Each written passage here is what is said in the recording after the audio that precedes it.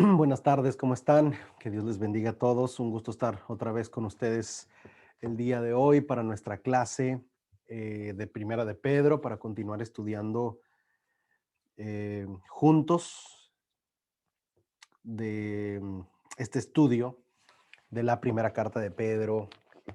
Estamos ya por terminar la carta, tenemos varias semanas anunciando esto. Bueno, estamos en el capítulo 4 y la primera carta de Pedro pues tiene solamente algunos capítulos, algunos 5 capítulos, perdón. Así que bueno, estamos contentos. Hoy es la semana número 13, creo, o 14, que tenemos estudiando la primera carta de Pedro, y la verdad es que estamos contentos y emocionados de que Dios nos permite seguir estudiando de su palabra. Después de que terminemos primero de Pedro, bueno, vamos a continuar haciendo algunos otros estudios y compartiéndolos con ustedes. Así que les saludamos aquí desde la ciudad de Memphis, Tennessee, a todos los que nos están viendo y se conectan para estudiar con nosotros semana a semana. Muchas gracias de verdad por conectarse con nosotros. Este tiempo, estos miércoles siempre los disfrutamos en gran manera. Saludamos a todos los que se están conectando con nosotros, los que se conectan por ahí. Hay algunos que escriben en el chat, otros no escriben en el chat, pero sabemos que se conectan ahí semana a semana. Así que bueno, saludos y bendiciones a todos. Gracias una vez más por conectarse con nosotros. Siempre trato de que no sea muy largo el estudio. Vamos a estudiar 30 minutos o 35 minutos. Y vamos a estar hoy precisamente en Primera de Pedro, en los versículos del 7 en adelante. Primera de Pedro, capítulo 4.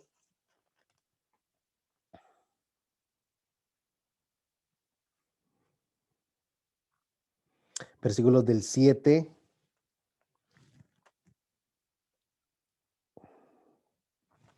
versículos del 7 en adelante.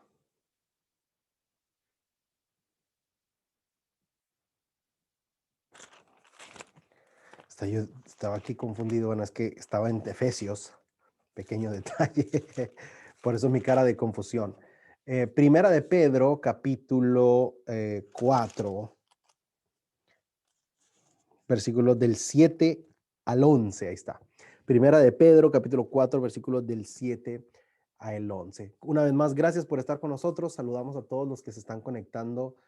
Y bueno, mientras empezamos, damos algunos minutitos para que otros se vayan conectando ahí, pero vamos a ir comenzando ya.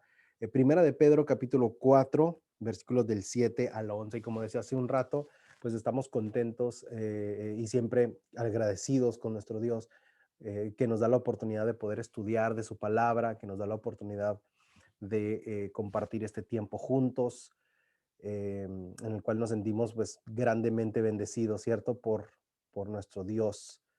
Nos sentimos bendecidos por nuestro Dios, de que nos da este tiempo, ¿verdad? Como siempre digo, desearíamos estar en persona, estar de manera presencial. Todos los que nos conectamos aquí, imagínense que pudiéramos estar de manera presencial, sería un sueño, pero bueno, por la pandemia y por todo eso necesitamos estar agradecidos precisamente porque podemos conectarnos, podemos estudiar de la palabra a través de la tecnología, ¿verdad? A través de estos estudios.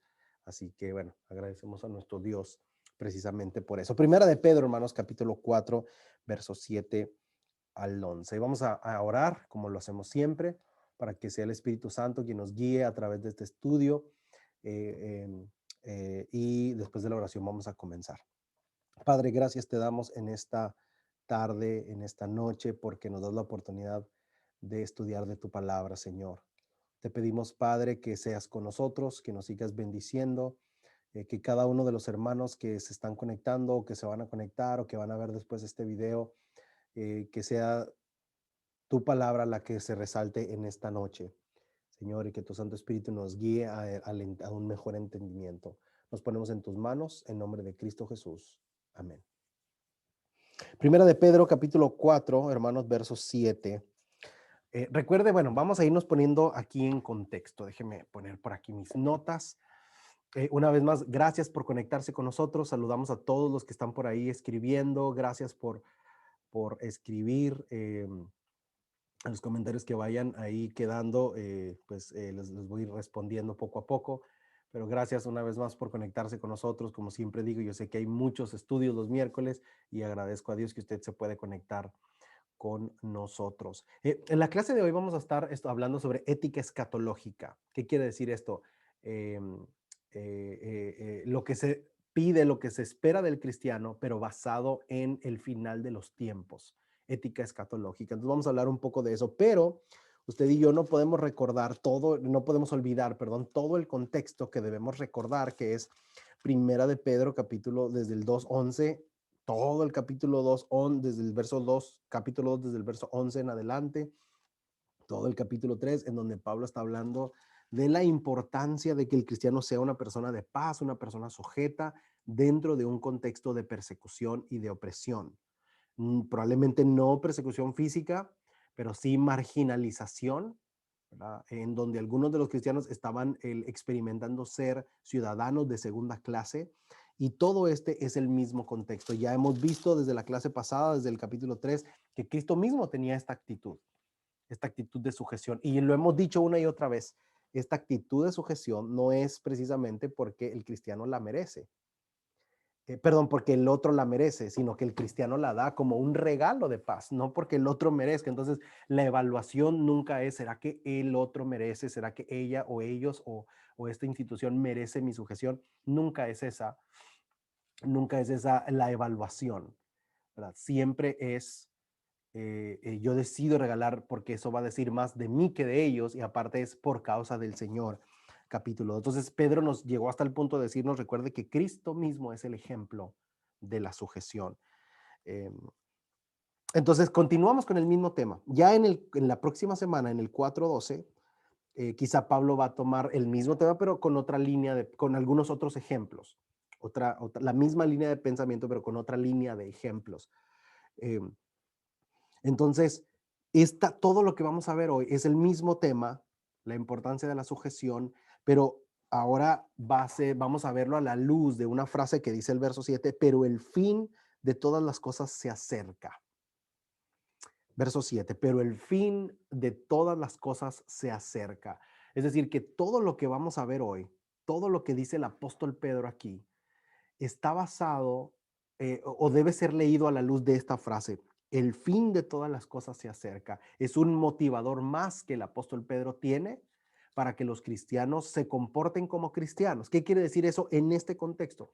En este contexto, comportarse como cristiano significa eh, ser sujeto, sufrir penalidades cuando el sistema lo requiere, eh, regalar la paz a los demás, que esa paz sea el testimonio de Cristo, ¿verdad? Ya lo hemos dicho casi cada semana y lo seguiré diciendo. Pedro no está apoyando al abuso.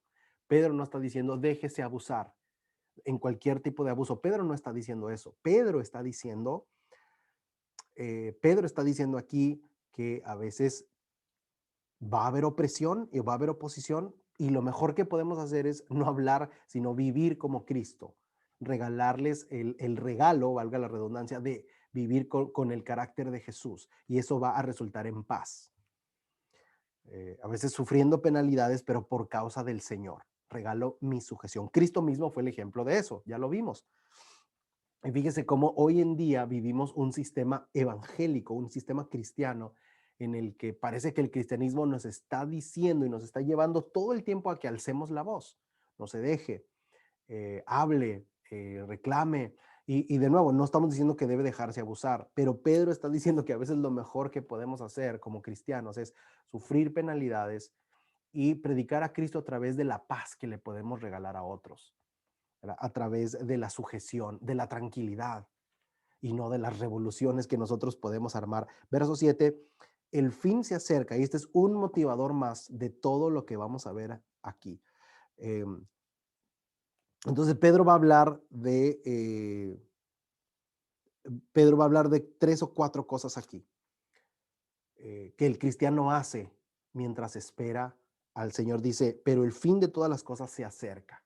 Entonces Pedro sigue diciendo lo mismo, es el mismo punto desde el capítulo 2, es el mismo punto desde toda la carta, pero es la misma línea de conversación desde el capítulo 2, verso 11. El cristiano es sujeto y da buen testimonio por eso, porque es cristiano. Y dice el verso 7, recuerde esto, que usted debe dar un buen testimonio y un motivador más para lo mismo, porque el fin de las cosas se acerca. Entonces Pedro va a hablar de lo mismo, pero ahora abordando el tema o el ejemplo de cómo esperamos al Señor, cómo esperamos el fin de los tiempos, cómo esperamos la venida de Cristo, ¿verdad? Yo creo que lo primero que se me llenó a la mente cuando estaba pensando en esto era el tiempo en el que, o los momentos en la casa en los que papá y mamá se iban de la casa, se iban a otro lado, salían a hacer algún mandado, alguna diligencia o algo, a atender a alguien o a ver a alguien o a visitar, y nos quedábamos los hijos solos.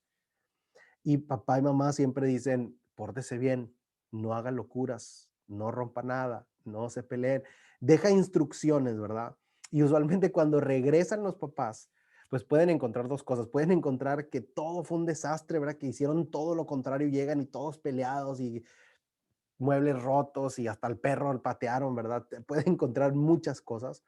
O puede encontrar que todo está en paz y dice, mira, siguieron las indicaciones, todo está en paz, están tranquilos ahí, hicieron su tarea, ¿verdad? Entonces, el cómo esperamos a los que se fueron y regresaron prometer es el tema de aquí, de esta tarde, es el tema de los versículos del 7 al 11. Y es la misma línea de pensamiento que tenemos. El cristiano debe mantener su testimonio de paz por causa de Cristo. Esa es la tesis de todo esto. El cristiano debe mantener su testimonio de paz por causa de Cristo, recordando que el fin de todas las cosas se acerca. Lo primero que tenemos que recordar es que Pedro está abordando esto desde la perspectiva judía.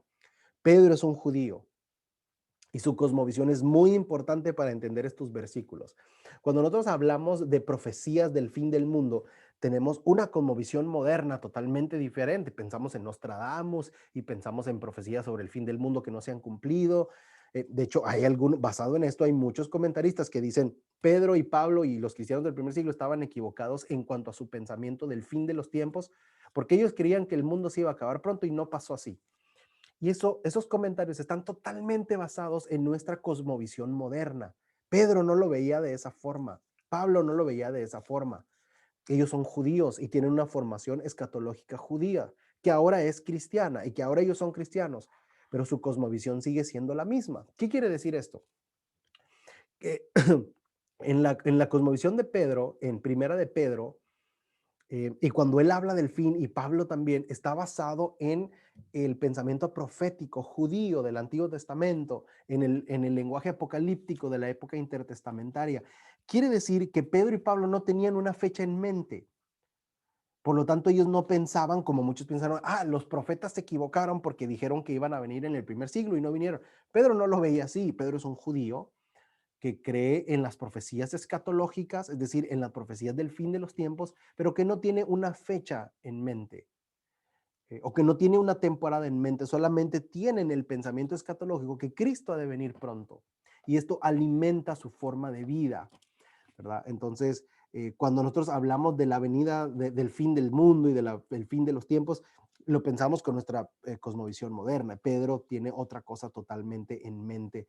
Entonces, no es que no lo podemos, o sea, lo primero que concluye el lector muchas veces es leer este tipo de frases como la del verso 7, pero el fin de todas las cosas se acerca, y lo que piensa es, Pedro estaba equivocado porque Cristo no vino en el primer siglo. No, ¿verdad? Pedro cree en las profecías del Antiguo Testamento, pero estas no hablan de exactitud de la fecha, hablan de conceptos teológicos, ¿verdad? Y es algo que nosotros tenemos que ir recordando. Lo importante aquí no es eso, no es la fecha. Lo importante aquí es el concepto. Vamos a seguir dando ese testimonio cristiano de paz por causa de Cristo, porque el fin de los tiempos se acerca. Para Pedro y para Pablo, desde su concepción judía, entre más pasa el tiempo, obviamente más rápido puede llegar el fin de los tiempos. Y esto les causa, y por esta causa ellos deben vivir como Cristo, como Cristo vivió. Ellos deben seguir regalando ese testimonio. ¿Cómo lo van a hacer? Bueno, vamos a ir viendo aquí poco a poco. El verso 7 dice, sean pues ustedes prudentes y de espíritu sobrio para la oración. Otras versiones de la Biblia dice, estén alertas para la oración. Fíjese bien en esto. Eh, eh, Pedro no dice en el verso 7, estén orando sin cesar. Pedro no dice eso. Yo quiero que usted vea esto. Versículo 7, Pedro no dice, orad sin cesar. Ahora, orar sin cesar es un principio bíblico, claro que sí. Está en otras partes. De hecho, Pedro mismo en otras partes habla de la oración, la importancia de la oración y de que oremos frecuentemente. Pero en este versículo 7, el principio no es orar sin cesar, o más bien el principio de orar se asume. Pedro asume que el lector de esta carta es una persona de oración. Pero el punto no es la oración, es estén alertas, dice la Nueva Versión Internacional. Dice aquí, la Biblia de las Américas, dice, sean pues ustedes prudentes y de espíritu sobrio. Sean prudentes, sean sobrios para la oración. Entonces, lo que está invitando aquí el apóstol Pedro, más que prepárense para, más que decir oren todo el tiempo, Pedro dice prepárense para la oración, es decir, tengan la actitud y el espíritu correcto para la oración. Eso es lo que está diciendo aquí el apóstol Pedro. Fíjese bien, estén alertas. Es una doble recomendación. Oren, pero estén alertas para la oración, para que la oración sea efectiva. Fíjese cómo de esto casi no hablamos, de la oración, de la actitud y el espíritu para poder orar, prepararnos para orar. O sea, sí es una idea bíblica decir oren todo el tiempo, pero también Pedro dice preparen su corazón para orar en todo tiempo. Y eso es algo que no todo el tiempo hablamos, pero es desafiante porque si a veces no pasamos tiempo orando, mucho menos vamos a pasar tiempo preparando nuestro corazón para la oración. ¿Cómo se prepara un corazón para la oración? Estando alerta, sean prudentes y de espíritu sobrio. Espíritu sobrio quiere decir dueño de mí mismo, consciente con lo que pasa a mi alrededor. Consciente con lo que pasa a mi alrededor. Y prudente y alerta. Tengo que saber lo que está pasando a mi alrededor. Fíjese qué interesante cómo Pedro habla de cómo el cristiano debe estar preparado para la oración. Alerta, prudente, sobrio. Preparar nuestro espíritu para la oración. ¿Qué quiere decir? Esto quiere decir dos cosas, que voy a estar consciente de lo que pasa a mi alrededor, pero también voy a estar acercándome a la vida que la oración demanda. La oración demanda un tipo de vida. Y es verdad, Dios nos escucha a todos, pero también la oración eficaz demanda de un cierto tipo de vida para aquel que ora. Entonces, no solamente se trata de orar, se trata de preparar nuestro corazón para la oración. De esto no hablamos mucho, pero necesitamos, ¿cómo? Si una persona pregunta, ¿cómo me preparo para orar? Bueno, estando alerta. Hoy vivimos en el tiempo en el que todo el mundo está desconectado de su entorno y está conectado en los entornos lejanos a nosotros. ¿Verdad? Esté alerta, sepa lo que pasa a su alrededor, sepa lo que les pasa a las personas de su alrededor. Sepa eso, esté alerta, sea prudente, sea sobrio, y después eso nos va a preparar nuestro corazón. Si yo estoy al pendiente de lo que pasa a mi alrededor y alerta de lo que pasa a mi alrededor, yo voy a poder orar de una manera más eficaz. Va a ser difícil que yo tenga un corazón preparado para la oración si estoy desconectado de mi entorno. Entonces, me encanta este concepto, la preparación para la oración, conectado con mi entorno. Número 2, versículo 8 dice, sobre todo sean fervientes en su amor los unos por los otros, pues el amor cubre multitud de pecados. Este texto se ha sacado mucho desde el contexto, pero recuerde, Pedro no está diciendo que si tú amas, solapas el pecado de los demás. No está diciendo eso Pedro. Vea el contexto que estamos tratando. El contexto sigue siendo el mismo. Regale a los demás, tenga o viva un testimonio de Cristo a través de la paz por causa del Señor. Tenga un testimonio de paz por la causa del Señor. Aún en momentos o en tiempos como en la primera carta de Pedro de marginalización, en donde te hacen menos o donde hasta te persiguen. ¿Verdad? Ahora, ¿Por qué dice Pedro en el verso 8? Sobre todo sean fervientes en su amor. Pedro sabe que son momentos difíciles y en momentos difíciles es difícil amarnos los unos a los otros. Es difícil cuidarnos unos a otros. Es difícil eh, hablarnos con amor los unos a los otros. En momentos donde estamos tranquilos. Por ejemplo, si yo estoy en una playa y estoy tranquilo y estoy feliz y tengo una bebida en mi mano, una limonada por ahí, sin alcohol, y, y estoy en paz, en ese momento yo puedo voltear con mis hijos o con mi esposa, y puedo voltear con mi esposa, voy a hablar de mi prójimo más próximo que es mi esposa, y le digo, sabes que te amo, y le hablo con amor y con cariño, eh, pero ¿qué tal si estuviéramos en una guerra? Estamos siendo perseguidos. ¿Qué tal si estamos en un momento muy difícil en donde nos andan buscando y nos están persiguiendo? ¿Qué tal si estamos en una discusión muy fuerte? Ella y yo en una discusión muy fuerte. En ese momento va a ser difícil amarnos y hablarnos con amor. Entonces vea usted que en momentos de tranquilidad es fácil amarnos y hablarnos con amor. En momentos de presión, de hostilidad, de marginalización, de censura, no es fácil hablarnos con amor. Por eso el apóstol Pedro, en este contexto, Pedro no está tirando aquí pensamientos random, ideas así aleatorias, así como caigan. Pedro es muy cuidadoso, como toda la literatura bíblica, es muy cuidadosa de cómo está, los autores son muy cuidadosos de cómo acomodan su material. Y Pedro aquí dice, número uno, no solamente oren, preparen su corazón para la oración. Número dos, ámense. Es un tiempo difícil el que están viviendo los receptores de esta carta. Seguramente entre ellos, muchos comentaristas dicen que entre ellos seguramente hay hostilidad por lo que les está pasando. Quizás se están culpando unos a otros. Quizá hay enemistades entre ellos, porque en los momentos de presión pasa eso, estallamos. Y Pedro les dice en ese contexto, sobre todo sean fervientes en su amor.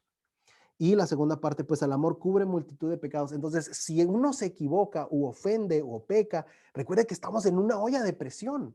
Seamos pacientes. ¿Perdemos el control en los tiempos de hostilidad? Claro que sí, y recuerde que estamos en un tiempo difícil. Sea paciente con los demás. Que en este momento el amor cubra su pecado, cubra el pecado del otro. No culpe a las personas que están bajo presión y que ofenden o que reaccionan mal o que pecan. Están en momentos difíciles. Que el amor cubra el pecado de ellos. Esto es lo que quiere decir Pedro aquí. De nuevo, no es un texto que hable de solapar el pecado porque amo a mi amigo y entonces para mí como que no pasó nada. No, no está hablando de eso Pedro. Pedro está hablando aquí precisamente de el tiempo difícil que viven los receptores de la carta y que seguramente por la presión alguno iba a reaccionar, alguno iba a ofender, alguno iba a decir algo que no debía decir. Y dice Pedro, es tiempo de perdonar. Recuerda que es un tiempo difícil. Nos podemos nosotros amar y querer eh, con todo el amor del mundo cuando estamos tranquilos, pero cuando entran los trancazos, a la hora de los trancazos y de los golpes, necesitamos recordar que en tiempos de presión algo, no todo va a salir bien, en algunas veces se va a salir de control. Necesito que el amor cubra eso. Necesito que el amor cubra a eso. Eso pasa en el matrimonio y este principio queda perfectamente para eso. Que el amor cubra a mi esposo o a mi esposa, a mis hijos, cuando están en un momento difícil y seguramente van a reaccionar mal. Bueno, el amor lo cubre. El amor lo cubre. Eh, que el amor borre todas esas reacciones malas de los momentos de presión. Ese es lo que hace el cristiano maduro. ¿Qué hace un cristiano maduro? Lo toma personal, no lo olvida nunca. No sabe que estaba alguien en un momento malo, un momento de presión, en un momento de hostilidad. El cristiano maduro borra eso por el amor. Borra esos pecados por la abundancia del amor. Número 3, la hospitalidad. Hermanos, el crecimiento del cristianismo primitivo está basado en la hospitalidad. De hecho, la palabra griega para hospitalidad o para hospedar es philoxenon, que significa amor al desconocido. Pedro no está diciendo aquí, mire, igual que Pablo, hospede a sus amigos, pásela bien. Pedro habla de amor al desconocido. Y a pesar de que era una cultura bien marcada en la iglesia primitiva, es todavía desafiante. De hecho, la Didaqué, este documento del segundo siglo que usaba la iglesia, habla mucho del hospedaje, porque era una cultura fuerte en la iglesia primitiva. La iglesia primitiva no hubiese crecido si ellos hubieran tenido la cultura que tenemos hoy de hospedar. Si ellos hubiesen tenido nuestra cultura de hospedar, no hubiese crecido la iglesia. La iglesia, gran parte de su crecimiento es debido a la hospitalidad de los hermanos. ¿Verdad? Pedro dice aquí, sea hospitalario, basado en la generosidad. Recuerde que cuando Jesús mandó a predicar de dos en dos a sus discípulos, Jesús asumió que los iban a hospedar.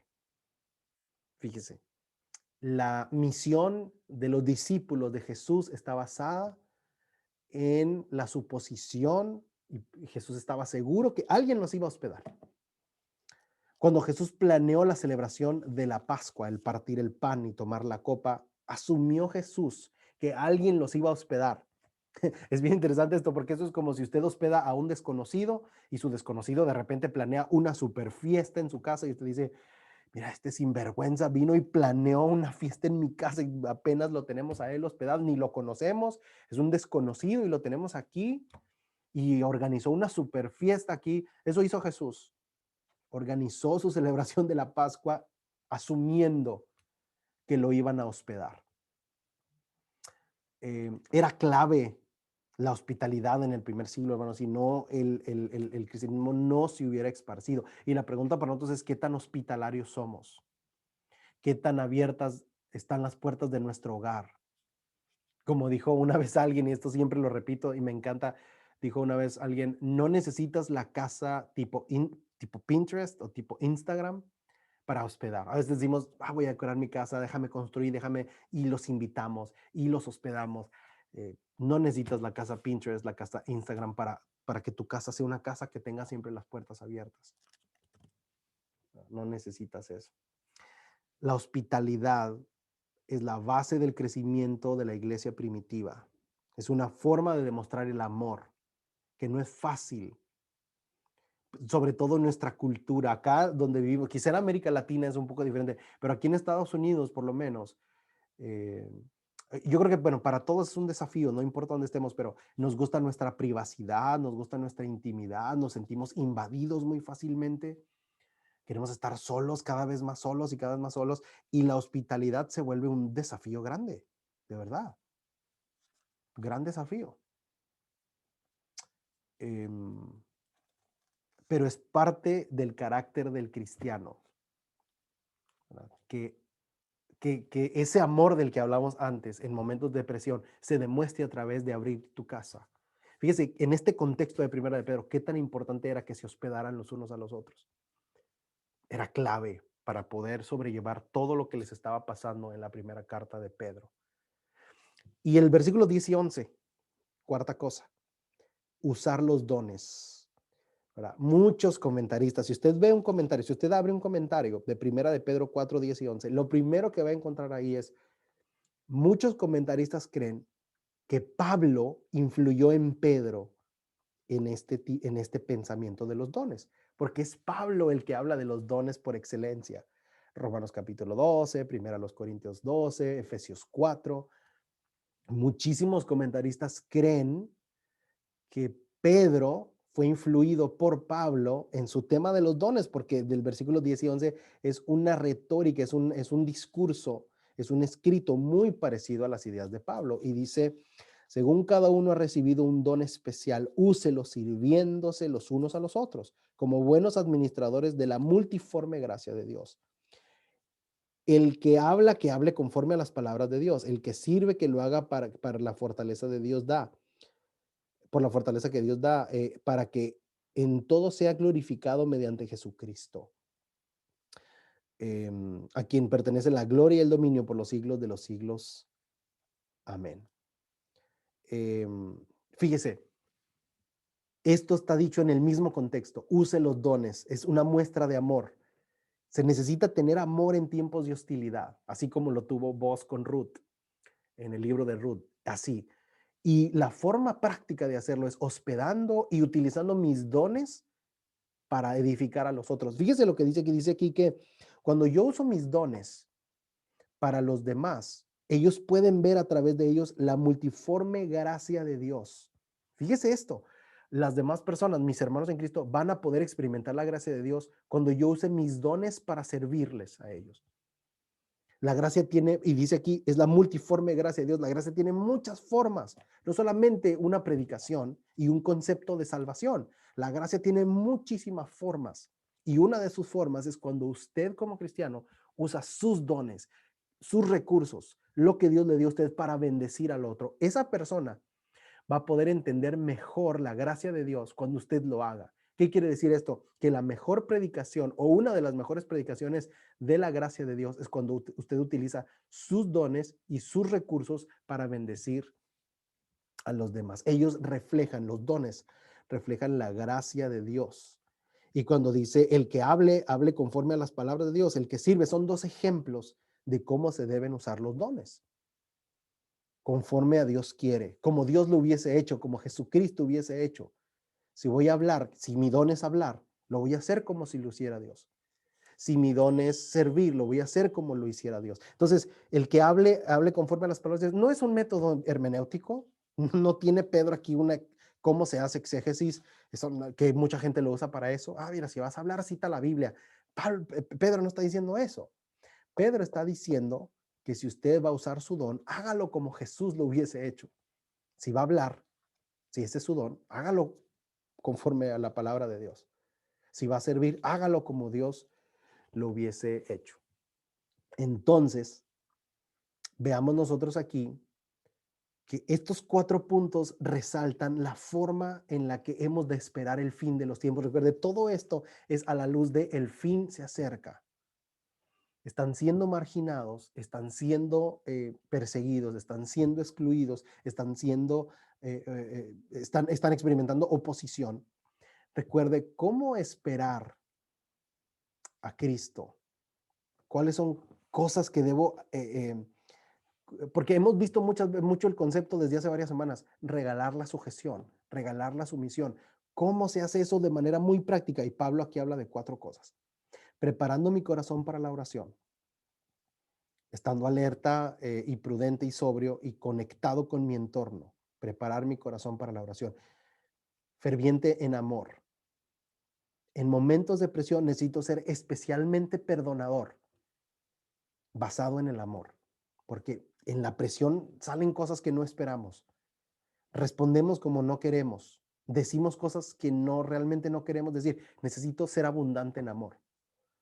Número 3, necesito de la hospitalidad para mostrar ese amor. Mi casa debo abrir las puertas de mi casa, ¿verdad? Y número 4, ¿cómo demuestro ese amor? Usando mis dones y mis recursos para bendecir a los demás, recordando que a través de esos dones y esos recursos van a poder los demás experimentar lo que es la multiforme gracia de Dios. Así que bueno, hermanos, ¿cómo esperamos nosotros al Señor? ¿Cómo demostramos el amor hacia los demás? ¿Cómo estamos en estos aspectos nosotros? Queda ahí la pregunta para que reflexionemos en ella, para que sigamos pensando en esto y para que sigamos edificándonos unos a otros. Gracias, hermanos, por estar. Vamos a quedar hasta aquí el día de hoy. Recuerde que estas son que 4 cosas que reflexionamos recordando que no sabemos cuándo va a venir el Señor, pero que son 4 cosas que debemos echar manos a la obra todo el tiempo. Gracias, hermanos, por estar con nosotros esta noche. Que Dios les bendiga a todos. Nos vemos el próximo miércoles a las 7 de la noche para ir avanzando en la última parte del capítulo 4 de Pedro y entrar a la recta final de la primera carta. Un abrazo a todos. Que Dios les bendiga. Nos vemos el próximo miércoles a la misma hora. Bendiciones a todos.